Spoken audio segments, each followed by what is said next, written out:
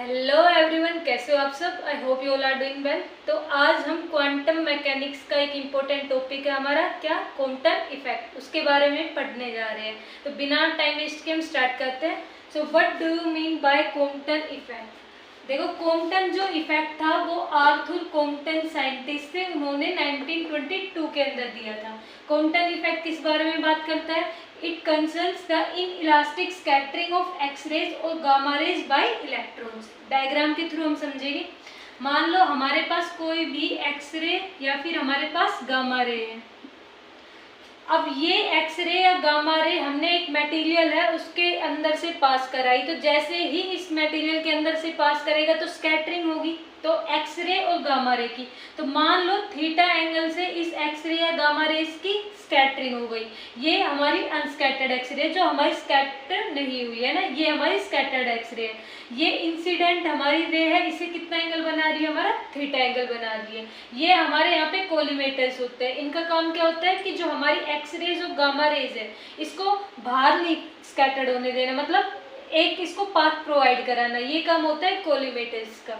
इसके बाद हमने क्या, अब जैसे ही हमने एक्सपेरिमेंट परफॉर्म किया था इन्होंने, आर्थर क्वांटम जी ने, तो इन्होंने क्या ऑब्जर्व किया था इसकी ऑब्जर्वेशन में कि जो हमारे यहाँ पे पास इंसिडेंट रे थी और ये हमारे पास कौन सी रे थी? स्कैटर्ड रे। यहाँ से जो हमें स्कैटर्ड एक्सरे मिली थी, तो स्कैटर्ड रे की जो वेवलेंथ थी वो हमारी ओरिजिनल इंसिडेंट रे की जो वेवलेंथ थी उससे ज़्यादा थी। अब ऐसा क्यों पाया गया? उन्होंने ऑब्जर्व किया डेल्टा लैम्डा। डेल्टा लैम्डा मतलब चेंज इन वेवलेंथ। इसी को उन्होंने क्या बोला था? Wavelength shift. कि जैसे ही एक्सरे और गामा रे को हमने मटेरियल के अंदर से पास कराया, इस मटेरियल के अंदर क्या होगा? इलेक्ट्रॉन होंगे, है ना।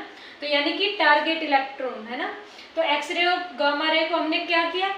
टारगेट किया इलेक्ट्रॉन के अंदर से, है ना। तो जैसे ही हमने इसके अंदर से पास कराया तो कुछ हमारी अनस्कैटर्ड एक्सरे या गामा रे थी और कुछ हमारी स्कैटर्ड हो गई थी। कितने एंगल से हुई? थीटा एंगल से हुई। तो इसका ग्राफ ये ऑब्जर्व हुआ था कि जो हमारी इंसिडेंट रे थी उसकी वेवलेंथ से हमारी जो स्कैटर्ड रे की वेवलेंथ थी वो ज़्यादा थी। यानी स्कैटर्ड रे जो लैम्डा डैश वो हमारा ज़्यादा हुआ, किससे? इस लैम्डा से। तो डेल्टा लैम्डा की वैल्यू क्या होगी? लैम्डा डैश माइनस लैम्डा, है ना। तो wavelength shift depend on angle की। अब जो ये वेवलेंथ शिफ्ट थी, ये वाली डेल्टा लैम्डा, ये किस पे डिपेंड कर रही थी? हमारे इस थीटा एंगल पे डिपेंड कर रही थी कि जितना ज़्यादा स्कैटर्ड होएगा उतनी ही ज़्यादा हमारी क्या पाई जा रही थी? वेवलेंथ शिफ्ट पाई जा रही थी। तो देखो, क्लासिकली हमने क्या ऑब्जर्व किया था उस टाइम पे? Classically, according to classical mechanics, होना क्या चाहिए था कि जो हमारी एक्सरे और गामा रे है ये हमारी क्या कंसिस्ट करती है? इलेक्ट्रोमैग्नेटिक रेडिएशंस, है ना। Electromagnetic radiations. अब हमें पता है इलेक्ट्रोमैग्नेटिक रेडिएशंस कैसे होती है? हमारी इस टाइप की होती है कुछ, है ना।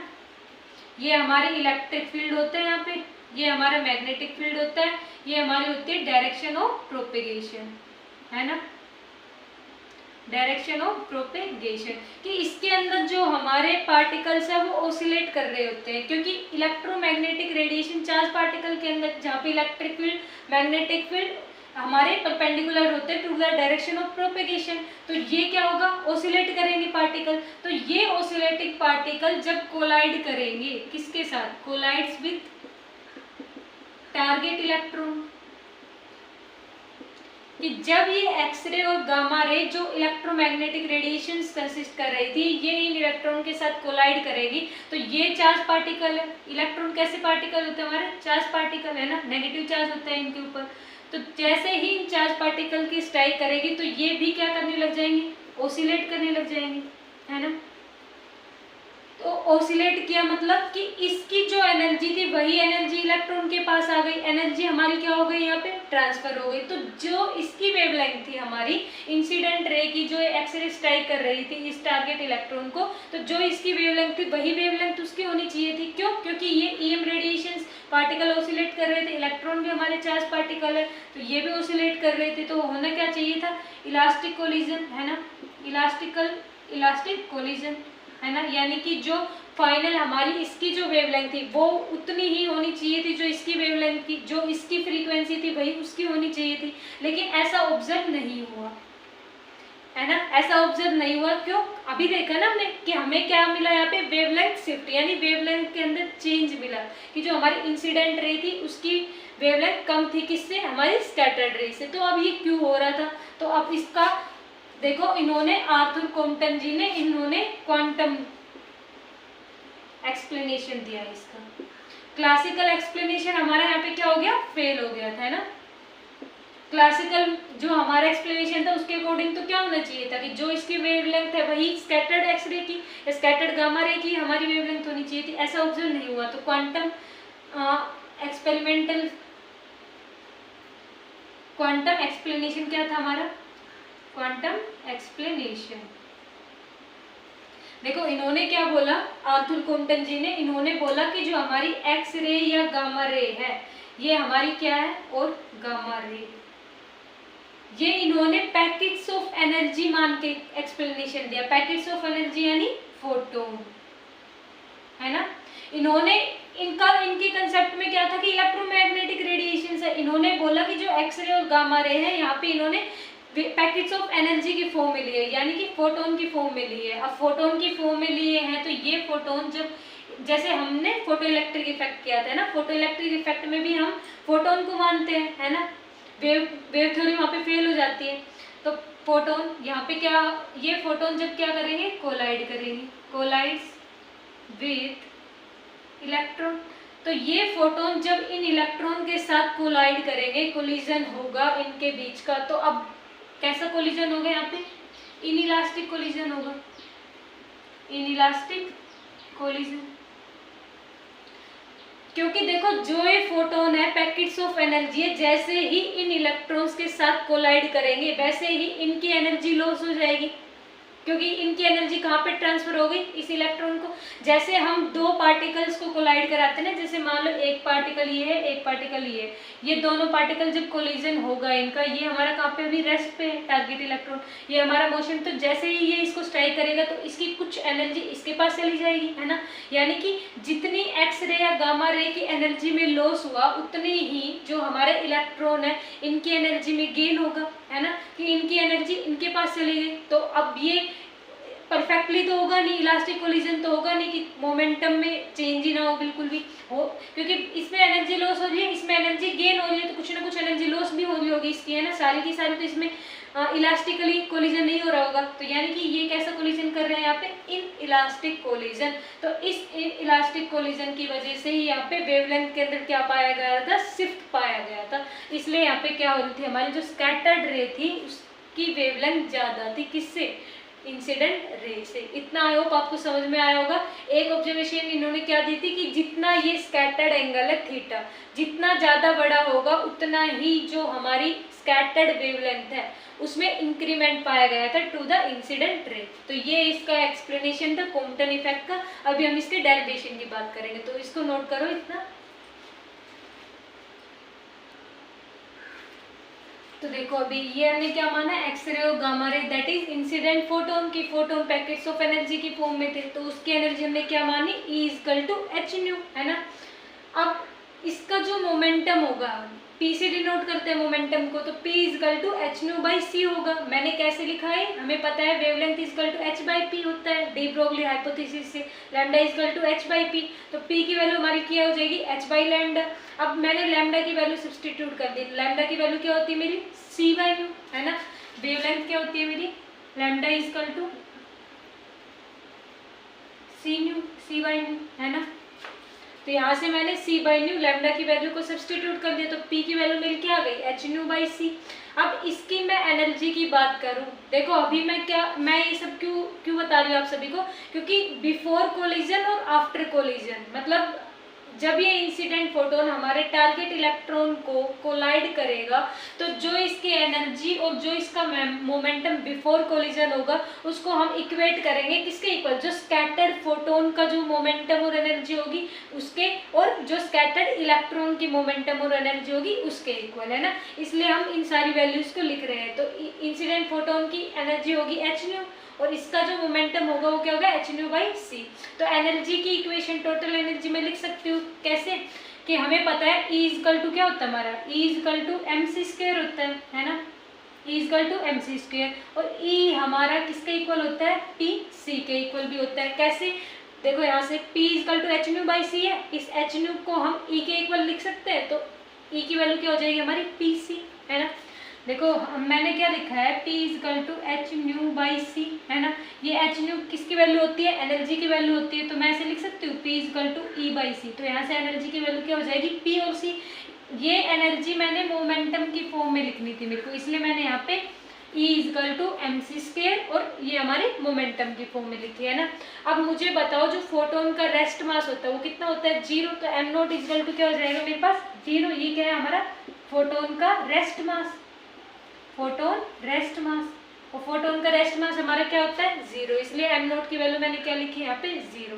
तो m0 की वैल्यू 0 हो गई, तो ये वाले टर्म में क्या हो गई, 0। क्या बचेगा केवल P²C²। तो अंडर रूट से बाहर करेंगे तो एनर्जी की वैल्यू क्या आ जाएगी, PC। ये किसकी बात की है मैंने अभी, केवल इंसिडेंट फोटोन की बात की है। अब देखो टारगेट इलेक्ट्रॉन, जब ये एक्स-रे या गामा रे का फोटोन हमारा इस टारगेट इलेक्ट्रॉन को स्ट्राइक करेगा, कोलाइड करेगा, तो इनिशियली जो इसका मोमेंटम था वो रेस्ट पे था, तो इसकी जो मोमेंटम की वैल्यू थी वो क्या आ जाएगी, 0 आ जाएगी। और एनर्जी की वैल्यू क्या आएगी इसकी, mc² आएगी, है ना, क्योंकि इस टारगेट इलेक्ट्रॉन कुछ ना कुछ मास होगा, तो mc² इसकी एनर्जी आ गई। अब जैसे ही ये इस टारगेट इलेक्ट्रॉन को स्ट्राइक करेगा, कोलाइड करेगा, तो कोलाइड आफ्टर कोलिजन जो हमारी एक्सरे और गामा रे थी वो थीटा एंगल से क्या हो जाएगी, स्कैटर्ड हो जाएगी, है ना। मतलब जब भी हम कोलिजन पढ़ते हैं दो ऑब्जेक्ट के बीच में, दो पार्टिकल के बीच में, तो एक रेस्ट पे था, एक हमारा ये मोशन में था, ये आके इसको स्ट्राइक किया, तो दोनों स्कैटर्ड, ये भी उधर चला जाएगा, ये भी, मान लो ये उधर गया, ये इधर गया, हमारा जो स्कैटर्ड फोटोन था वो इस डायरेक्शन में गया, स्कैटर्ड इलेक्ट्रॉन हमारा इस डायरेक्शन में गया आफ्टर कोलिजन। तो यहाँ पे हमारा स्कैटर्ड फोटोन, यहाँ पे हमारा स्कैटर्ड इलेक्ट्रॉन। अब देखो इंसिडेंट फोटोन की जो एनर्जी थी hν, क्या वो कोलिजन के बाद सेम रहेगी, नहीं रहेगी, चेंज होगी ना कुछ। क्यों, क्योंकि टारगेट इलेक्ट्रॉन से कोलिजन के बाद इसने कुछ ना कुछ एनर्जी अपनी लॉस की होगी, जो इसने गेन की होगी, है ना। जितनी एनर्जी टारगेट इलेक्ट्रॉन ने गेन की होगी वही एनर्जी तो इसने लॉस की होगी। तो यहाँ पे E=hν' लिख दिया मैंने, है ना, क्योंकि as energy decreases after collision, और मोमेंटम की वैल्यू भी चेंज हो जाएगी, hν'/c हो जाएगी। अब जो स्कैटर्ड इलेक्ट्रॉन था, अब मैं उसकी एनर्जी की बात करूं तो इस बार जो उसकी एनर्जी होगी ना वो केवल यहाँ पे E=PC था, क्योंकि यहाँ पे जो m0 वाली टर्म थी वो 0 हो जाती, क्योंकि फोटोन का रेस्ट मास क्या होता है, 0। लेकिन मैं यहाँ पे टोटल एनर्जी इलेक्ट्रॉन की निकाल रही हूँ, इलेक्ट्रॉन का रेस्ट मास 0 नहीं होता, तो इलेक्ट्रॉन की टोटल एनर्जी क्या आ गई, √m0²c4 प्लस में P²C²। अब देखो इसको याद करना बड़ा सिंपल है ना, कैसे, देखो हमें पता है टोटल एनर्जी किसके इक्वल होगी, mc² प्लस में PC, है ना। mc² वाला रिलेशन सबको पता है, PC वाला रिलेशन कैसा है मैंने अभी बताया था 2 मिनट पहले यहाँ पे, है ना। तो अब मैंने क्या किया है, मैं यहाँ पे स्क्वायर करना चाह रही हूँ, है ना। मैंने यहाँ पे भी क्या कर दिया, स्क्वायर, इस टर्म का भी स्क्वायर और इस टर्म का भी स्क्वायर कर दिया, है ना। तो इसका स्क्वायर करूँगी तो m0² c⁴ आएगा, PC का स्क्वायर करूँगी तो P² और C²। ये E है ना, यहाँ पे ये इलेक्ट्रॉन को शो कर रहा है कि मोमेंटम इलेक्ट्रॉन का, है ना। और ये स्क्वायर यहाँ पे जाएगा तो अंडर रूट में कन्वर्ट हो जाएगा, है ना। तब देखो ये टर्म भी याद हो गई होगी आपको, है ना। तो अब मैंने क्या किया, मैंने law of conservation of linear momentum and law of conservation of energy apply कर दिया। क्यों, क्योंकि मुझे पता है कोलिजन के बाद जो एनर्जी इंसिडेंट फोटोन की और टारगेट इलेक्ट्रॉन की होगी कोलिजन के पहले, वही एनर्जी हमारी किस में कन्वर्ट हो रही है, energy of scattered photon plus energy of scattered electron. Same हमारा मोमेंटम की केस में हो रहा है। तो मैंने पहले क्या किया, law of conservation of linear momentum apply किया। तो देखो ये इंसिडेंट क्या था मेरा, इंसिडेंट जो हमारा फोटोन था उसका मोमेंटम है, इंसिडेंट फोटोन का मोमेंटम, ये इंसिडेंट फोटोन का मोमेंटम क्या है हमारा hν/c, है ना। तो ये मैंने इसकी वैल्यू मैंने बाद में पुट की हुई है। पहले मैंने बताया कि जो इंसिडेंट हमारा फोटोन है उसका मोमेंटम प्लस में टारगेट इलेक्ट्रॉन का मोमेंटम। अब इसका इलेक्ट्रॉन का मोमेंटम कितना है, टारगेट इलेक्ट्रॉन का मोमेंटम कोलिजन के पहले 0 है, तो मैंने यहाँ पे इसकी टर्म नहीं लिखी है ना। तो ये लेफ्ट साइड समझ में आया। राइट हैंड साइड में लिखा है P' प्लस में PE। अब P' क्यों लिखा है, जो स्कैटर्ड फोटोन का मोमेंटम था, PE जो स्कैटर्ड इलेक्ट्रॉन का मोमेंटम था, है ना यहाँ पे। अब मुझे एक बात बताओ, ये आपको समझ में आया मैंने क्यों लिखा है, कैसे लिख दी इसकी वैल्यू। देखो जब भी हमारे पास यहाँ पे बता दूं, जब भी हमारे पास ऐसे वेक्टर होते हैं ना, ये मान लो यहाँ पे ए वेक्टर है, ये हमारा बी वेक्टर है, ये हमारा सी वेक्टर है ना, ये एंगल बन रहा है थीटा हमारे पास। तो इस सी वेक्टर की वैल्यू कैसे निकालते हो आप लोग? C vector equal to a vector minus b vector, ऐसे ही निकालते हो। अगर मैं मैग्नीट्यूड वैल्यू की बात करूँ तो मैं सी वेक्टर का जो मैग्नीट्यूड वैल्यू स्क्वायर कर दिया मैंने यहाँ पे, और यहाँ पे a vector minus b vector dot a vector minus b vector है ना। और जब आप लोग इनको सोल्व करते हो तो जो सी की जो मैग्नीट्यूड वैल्यू निकल के आती है वो क्या आएगी? A vector plus b vector minus 2 है ना। ऐसे ही तो निकालते हैं। ए वेक्टर का स्क्वायर भी तो आएगा, सॉरी, माइनस 2 a1 ए बी और यहाँ पे कोस थीटा है ना, वेक्टर लगा लेना। मैग्नीट्यूड वैल्यू की बात करोगे तो वेक्टर साइन में से हट जाता है ना। तो ऐसे निकालोगे सी की जो मैग्नीट्यूड वैल्यू स्केल कर दिया तो a vector minus b vector dot a vector minus b vector, तो ए का स्केल प्लस बी का scale minus 2 a b cos theta. तो मैंने सेम वही चीज़ यहाँ पे अप्लाई की है कि यहाँ से मेरी पी की वैल्यू क्या हो जाएगी? P माइनस पी डैश है ना, ये हो गई। इसके बाद पी ई का स्केयर, जो मेरे को ये पी ई की वैल्यू चाहिए थी है ना, तो मैंने ऐसे निकाली सेम ये वाला कंसेप्ट यहाँ पे यूज करके, वेक्टर वाला कंसेप्ट यूज करके है ना। ये वाला कंसेप्ट है, मैं इसको ब्रैकेट में कर देती हूँ है ना। ये वाला कंसेप्ट यूज करके मैंने क्या किया कि जो पी ई स्केयर यानी मोमेंटम जो था हमारा किसका? स्कैटर्ड इलेक्ट्रॉन का, उसकी वैल्यू है ना equal to p square plus में p dash square minus 2p p dash cos theta. ये वाली चीज आपको समझ आ गई होगी मैंने कैसे लिखी। मैंने कुछ नहीं किया, इसके बाद वैल्यू सब्स्टिट्यूट किए। पी का स्केयर इजकल टू इनिशियल जो हमारा फोटोन था उसका मोमेंटम कितना था हमारा? एच न्यू बाई सी, मैंने यहाँ पे एच न्यू बाई सी और इसका स्केयर। ऐसे ही हमारा जो स्कैटर्ड मोमेंटम था हमारा कोलिजन के बाद का, पी डैश का स्केयर है ना, वो क्या है? H nu dash by C. तो मैंने यहाँ पे H nu dash by C square और यहाँ पे पी डैश की मैंने वैल्यू यहाँ पे सब्स्टिट्यूट कर दी है ना। तो मैंने यहाँ से इसको सोल्व कर लिया। एच बाई सी सब में आ रहा है देखो है ना, एच बाई सी। तो मैंने एच बाई सी कॉमन ले लिया, एच बाई सी स्केयर बचा क्या यहाँ पे? न्यू स्केयर यहाँ पे new dash square minus 2 mu dash cos theta है ना। तो ये हमारा क्या आ गई?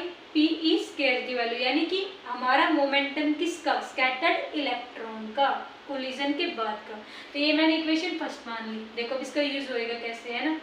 अब ये तो हमने law of conservation of linear momentum की बात की। अब हम किसकी बात करेंगे? Law of conservation of energy की बात करेंगे है ना, क्योंकि मैंने अभी बताया कोलिजन के पहले जो हमारा मोमेंटम था वो कोलिजन के बाद रहेगा, और एनर्जी भी हमारी जो कोलिजन के पहले थी वो क्या होगी? कोलिजन के बाद होगी है ना।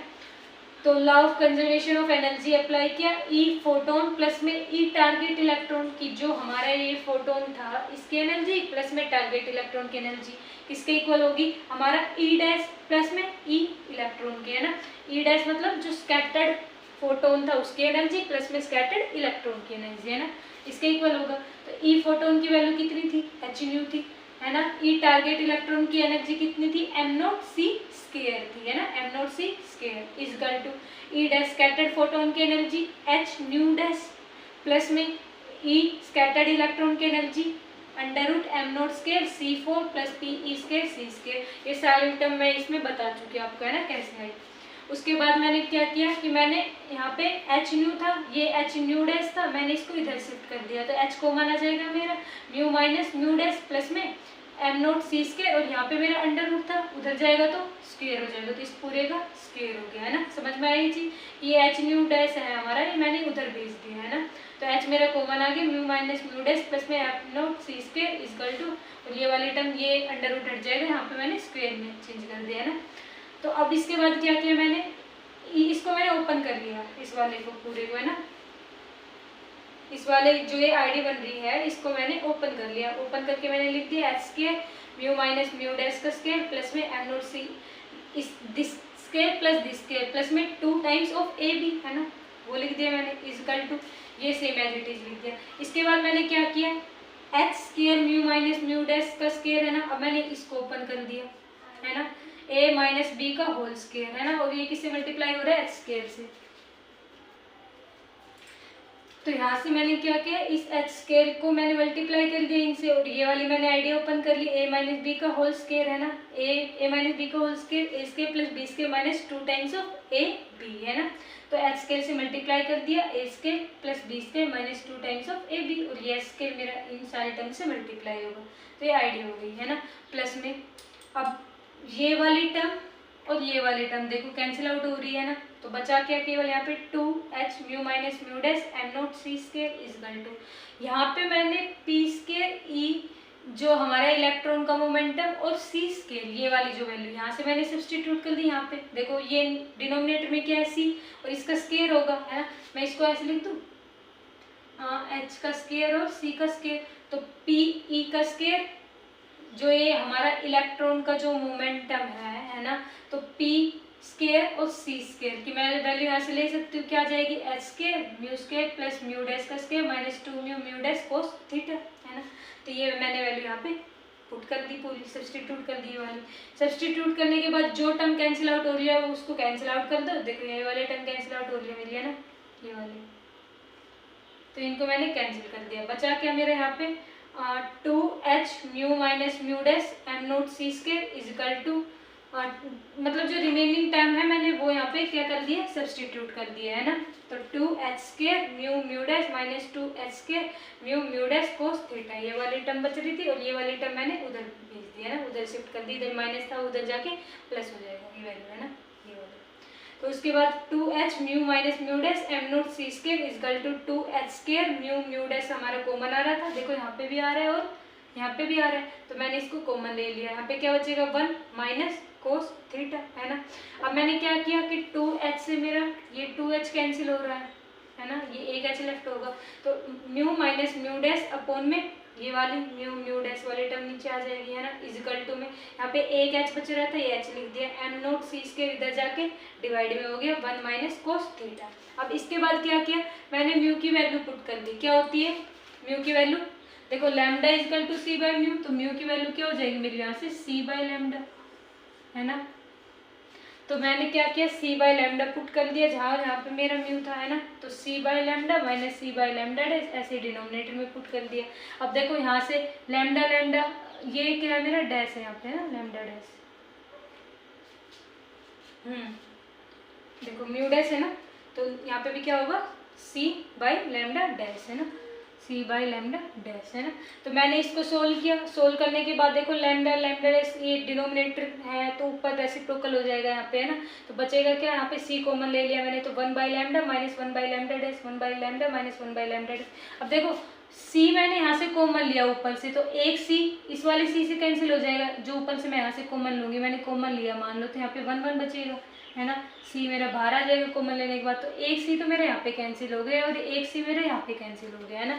तो यहाँ पे केवल एक सी बचा एम नोट सी 1 माइनस कोस थीटा। इसके बाद लैम्डा लैम्डा डैश मैंने एलसीएम लिया, एलसीएम लेंगे तो लैम्डा लैम्डा डैश, फिर ऊपर क्या आएगा न्यूमरेटर में lambda dash minus lambda equal to H by M naught C 1 minus cos theta है ना। अब ये वाली टर्म और ये वाली टर्म कैंसिल आउट हो रही है, बचेगा क्या lambda dash minus lambda equal to H by M naught C 1 minus cos theta. और इसी को ही हम डेल्टा लैम्डा, इस फॉर्मूले को ही हम क्या बोलते हैं कॉम्पटन फॉर्मूला, कॉम्पटन या फिर वेवलेंथ शिफ्ट फॉर्मूला है ना, और wavelength shift formula. I hope आपको समझ में आया होगा। अब मुझे एक चीज बताओ, ये जो मैंने कॉम्पटन शिफ्ट यानी वेवलेंथ शिफ्ट फॉर्मूला लिखा है, तो मैक्सिमम जो हमारी वेवलेंथ होगी वो कितने एंगल पे आएगी। देखो मैंने पहले ही बताया था कि जो हमारा स्कैटरिंग है इसमें वो किस पे डिपेंड कर रहा है, हमारा थीटा एंगल पे डिपेंड कर रहा है, स्कैटरिंग एंगल पे। जितना ज़्यादा ये स्कैटरिंग एंगल होगा उतना ही हमारी क्या होगी वेवलेंथ के अंदर शिफ्ट देखने को मिलेगा है ना।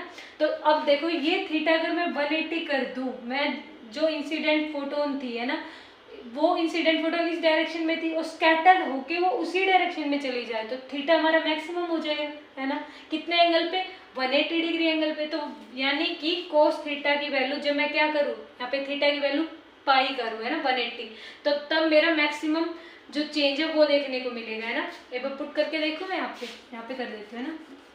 मैंने क्या किया, मैंने थीटा की वैल्यू क्या पुट कर दी पाई पुट कर दी, तो मेरा जो डेल्टा लैम्डा है, ये डेल्टा लैम्डा इसी को बोलते हैं ना, लैम्डा डैश माइनस लैम्डा को, तो डेल्टा लैम्डा किसके इक्वल आ जाएगा, h by M naught C 1 minus cos pi की वैल्यू कितनी होती है, कोस पाई की वैल्यू होती है -1, तो 1 माइनस -1 तो 1 + 1 हो जाएगा, यानी कि 2 times of h by M naught c. और ये जो h by M naught c है ना, h by M naught c है ना, ये हमारी लैम्डा सी की वैल्यू होती है। लैम्डा सी मतलब कॉम्पटन वेवलेंथ, इस टर्म को हम क्या बोलते हैं, कॉम्पटन वेवलेंथ, कॉम्पटन वेवलेंथ है ना।